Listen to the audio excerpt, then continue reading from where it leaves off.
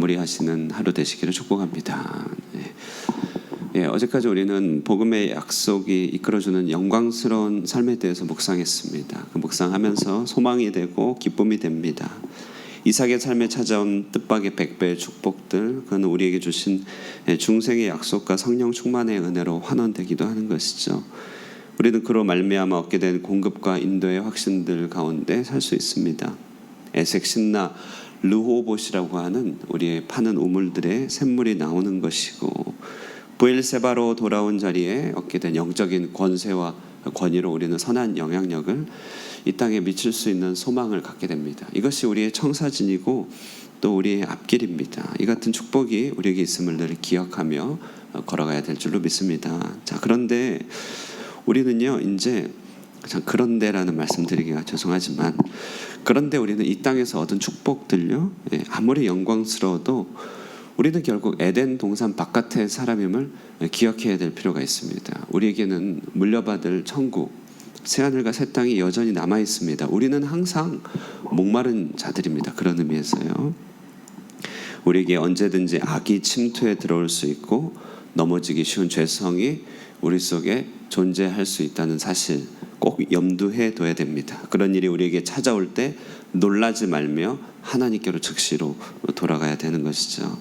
우리는 어제 본문에서 아름답고 복된 이삭의 삶 속에 불어닥친 한 줄기 불길한 사건 끄트머리에서 발견하게 됩니다. 어제는 다루지 않았는데요, 그것은 장자 에서가 선택한 혼인의 문제였습니다. 에서는 아버지가 결혼했던 나이 40에 결혼을 하였습니다. 그런데 성경은 그가 맞이한 아내들이 해쪽 속의 사람들이고 무려 둘이나 될 뿐만 아니라 이삭과 리브가의 마음에 근심이 되었다고 분명하게 성경에 기록되고 있음을 보게 됩니다. 35절, 그들이 이삭과 리브가의 마음에 근심이 되었더라. 우리는 이 짧은 구절에서 에서가 어떻게 부모와 의논 없이 혼사의 문제를 처리하였는지, 그리고 에서가 어떻게 하나님 나라에 관심이 없으며 어머니 리브가를 취한 것과 다르게, 어머니 리브가가 이삭과 결혼한 것과 다르게 얼마나 세상적인 관심에 따라서 결혼하였는지를 우리는 알 수 있습니다. 이 이방의 며느리들이 이삭과 그 가정 안에 들여온 불협화음이 어떠했을지 정말 짐작하게 되는 것이죠. 정말 그렇습니다, 여러분. 우리가 이 땅에서의 축복은 아무리 좋은 것, 아무리 많이 받아도, 아무리 좋고 아무리 많이 받아도 10개의 축복이 있다면 10개 다 받는 것 아니란 사실 우리는 본문에서 확인할 수 있습니다. 우리는 많은 것을 받고 충족하게 받아도 그 중에 꼭 한두 개는 비어있는 것이고, 그것 때문에 모든 축복도 가려지고 모든 축복도 잊혀지게 만드는 마음의 고통들이 따르게 된다는 것입니다. 좋은 남편, 사랑받는 아내였던 한나는요, 대적자 분인날을 통하여 그 고통 가운데 처했어야 됐습니다. 다윗은요, 성군 다윗, 하나님의 합한 종, 얼마나 훌륭한 이름입니까? 그러나 그는 돌고 도는 엄청난 요랑 생활과 누구 하나 마음을 나눌 수 있는 그런 부인도 없었습니다. 그는 첫 번째 얻은 아내, 그 사위, 그 아버지가 장인어른이 사울 왕이었죠. 그는 누구 하나 믿을 수 없었습니다. 외로움의 고통의 연속의 나날이었죠. 모든 것을 다 가진 것 같은 솔로몬 역시도 그는 극심한 허무에 시달려야 됐고 정략 결혼의 희생물이 되어야 됐습니다. 자, 그러므로 우리는 사는 날 동안에는요, 두 손 두 발 다 뻗고 완전히 안식할 수 없다는 사실, 우리는 여기에서 우리의 현주소 발견하면서 깨어 기도할 수밖에 없음을 깨닫게 됩니다. 성경은 말하고 있죠. 데살로니가 5장 6절에 그러므로 우리는 다른 이들과 같이 자지 말고 오직 깨어 정신을 차릴지니라. 우리가 얻게 된 모든 환경에서 다 만족할 수 없습니다. 우리는 늘 항상 주님을 바라봐야 됩니다. 하나님은 그 사랑하시는 자에게 끊임없이 그를 향한 갈급함과 갈증을 심어주심으로 당신을 더 찾게 하신다는 사실 기억해야 됩니다. 그러므로 인생의 이 땅에서의 큰 낙이 사라지고 더 목마름이 있을 때 도리어 하나님의 부르심임을 알고 주님께로 가까이 가야 될 줄로 믿습니다. 자, 그런데요, 이런 권면이 정말 얼마나 필요한 것인지 우리는 이삭의 노경에서 그 사례를 보게 되는데, 오늘 이삭 집안에 찾아온 안타까운 분열의 씨앗의 모습 보게 됩니다.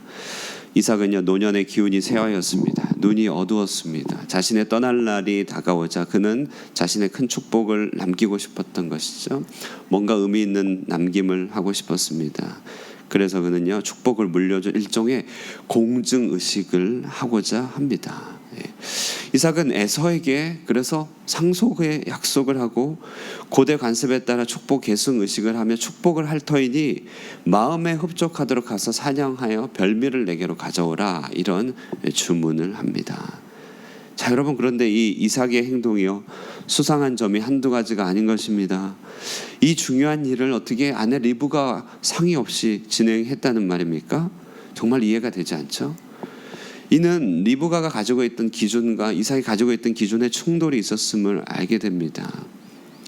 리브가도 이 일을 우연히 들은 것이지 자칫 이 일이 아무도 모르게 진행될 뻔했습니다. 더군다나 축복의 유업은 에서가 아닌 야곱에게 이어져야 할 것임을 이미 오래전에 하나님께서 말씀하신 바가 있습니다. 가족은 이 어려운 주제를 가지고 씨름하며 그 가족 전체가 하나님의 뜻을 발견했어야 했습니다. 아브라함처럼 믿음의 고뇌와 순종을 통과해가며 약속의 진리를 파악하고 온 가족의 성품이 변화되어야 됐던 연단의 시간이었습니다. 그러나 이런 모든 과정이 생략됐죠. 뿐만 아니라 에서는 어제 본문에 보듯이 이방 여인과 덜컥 결혼한 사람 아닙니까? 팥죽 사건에서 보듯이 그는 거룩하고 영적인 일에 대해서는 그렇게 경솔할 수가 없는 사람이었는데, 그러나 이삭은 에서가 가져다주는 사냥감의 별미가 너무 좋았습니다. 이삭은 사냥하는 에서가 너무 만족스러웠습니다. 뛰어난 사냥꾼이라고 하는 이 별명, 고대 신할 땅 니모롯에게 붙여졌던 별명입니다. 성경에서 사냥꾼이 칭찬받은 경우 두 가지죠. 사냥꾼이 도드라진 경우 니므롯이고, 오늘 에서입니다. 오늘날로 치면 정말 이 땅에서 유능한 사람으로서 때가 되면 고가의 선물을 챙겨주는 세상 걱정 없어 보이는 에서의 모습에 이삭은 큰 만족을 느꼈던 것입니다. 그게 참 좋았던 것이죠. 이삭이 고민되었던 것입니다. 장자를 놔두고 차자에게 유업을 물려주는 것 당시 관습 아닙니다. 그러므로 그것을 뛰어넘는 신앙의 결단이 있었어야 됐습니다. 거기다가 이삭에 비해 에서에 비해서 야곱은 유약하기 짝이 없죠. 에서는 방금 말씀드렸듯이 오늘날 잘 나가는 그런 이제 인물입니다. 잘 나갑니다. 많은 사람들도 따랐고 털도 많아요. 이렇게 가슴에 털도 많고 얼마나 터프합니까? 반면에 야곱은 제 스스로 말하기를 자기는 매끈매끈한 사람이랍니다. 큰 아들 에서의 이런 괄괄한 성격도 늙은 이삭에게는 두려운 일이기도 하였을 것입니다. 그래서 이 모든 상황들 가운데 이삭은 최악의 선택을 합니다. 오늘 아침에 에서 이삭 헷갈리네. 둘 다 이응 시옷이 들어가고 헷갈리는 것 같습니다. 이삭은요 최악의 선택을 하는데요. 그것은 최악의 선택은 뭡니까? 밀실행정, 편법을 택하고 마는 것이죠. 에서만을 딸로 불러 계획을 알리고 비밀리에 일을 진행하려는 이 모든 행습들, 그것은 곧 거짓이었습니다. 성경은 말합니다. 잠언 4장 26에서 27절, 내 발이 행할 길을 평탄하게 하며 내 모든 길을 든든하게 하라. 좌로나 우로나 치우치지 말고 내 발을 악에서 떠나게 하라. 하나님께서는 우리가 늘 평탄한 길, 넓은 길, 올곧은 길에서 거닐기 원합니다. 좌로나 우로나 치우치지 말라고 말씀하십니다. 주께서 우리를 부르심은 우리로 이 같은 치우침의 길에서 돌이켜 평탄하고 올곧은 길에 서도록 하기 위한 것입니다. 그러나 이삭은 어찌된 일인지 그 모든 받은 축복을 아랑곳하지 않고 자기에게 주어진 이해될 수 없는 상황을 편법과 밀실 가운데서 진행합니다. 자, 여러분, 오늘 성경은요 이삭의 집에 찾아든 이 이삭으로 말미암은 이 치우침과 편법이 어떻게 연쇄적으로 반응하는지를 잘 보여줍니다. 우선 이 이야기를 들은 리브가 보실까요? 리브가는 이 이야기를 듣습니다. 그리고 이 이야기를 테이블에 올려놓고 이삭과 한번 대화하지 않습니다.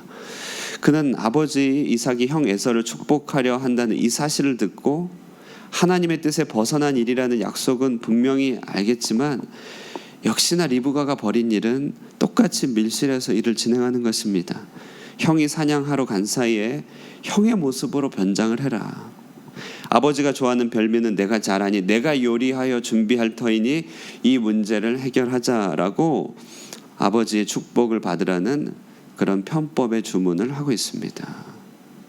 지금 이삭의 치우침 앞에서 리브가가 보인 반응을 보십시오. 그는 하나님의 말씀과 약속을 기억하고 올바른 것이 무엇인지를 알았지만, 좋은 것이 무엇인지를 알았지만 그는 매우 사사로이 개인적으로 적용합니다. 하나님의 약속이, 축복이 어떻게 한 가족을 구속하고 한 나라를 이뤄가는 정말 범시민적인 일인지 그는 알지 못하죠. 모든 선한 열매를 맺게 하는 그 하나님의 약속을 사유화, 개인화합니다. 그래서 옛날 사라가 약속을 이루기 위하여 하갈을 첩으로 들였던 그 편법을 오늘 리브가가 그대로 하고 있습니다. 이 말을 들은 야곱도 마찬가지죠. 어머니의 제안과 관심은 감사한 것입니다만 어떻게 아버지를 속여 이 일을 진행한단 말입니까? 그는 당사자로서 자기 선에서 그것을 멈춰야 했습니다.